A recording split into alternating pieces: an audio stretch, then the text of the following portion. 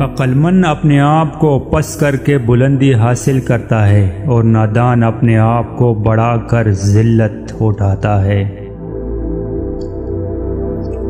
وہ شخص جل مر جائے گا جو صرف اپنے لیے زندہ ہے، اور وہ شخص کبھی نہیں مرے گا جو دوسروں کے لیے زندہ ہے۔ صوفی وہ ہے جس کا کردار اس کے گفتار کے مطابق ہو، نہ کہ وہ جس کے قول اور فعل میں تضاد ہو۔ بے حسی کہہ لے یا ناقدری، مگر انسان نے ہمیشہ اپنے خیر خواہ کو اس کے چلے جانے کے بعد ہی پہچانا ہے۔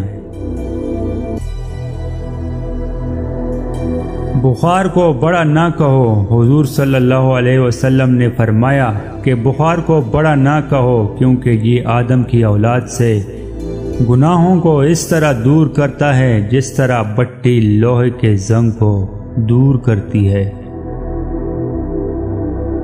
جو دل دوسروں کی تکلیف دیکھ کر بے چین ہو جائے تو جان لو کہ اس کے دل میں اللہ رہتا ہے۔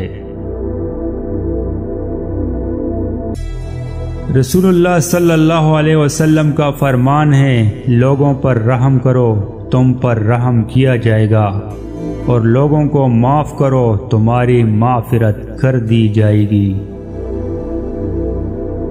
نصیب سے زیادہ قیمتی چیز دعا ہوتی ہے، کیونکہ زندگی میں جب سب کچھ بگڑ جائے تو انسان کے پاس صرف دعا ہی ایک ایسی چیز بچتی ہے جو نصیب بدل دیتی ہے۔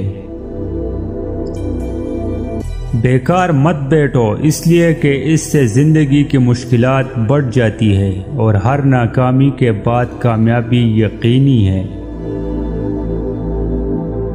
جب تک انسان اپنے آپ کو مخلوق کا خادم اور چھوٹا سمجھتا رہے گا، اس وقت اللہ کا محبوب ہے۔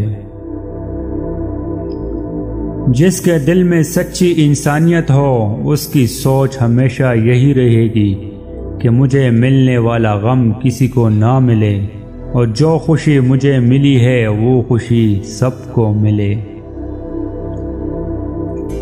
تمہارے خواب میں تمہاری بیوی آ جائے تو سمجھو تمہارے برے حالات شروع ہونے والے ہیں۔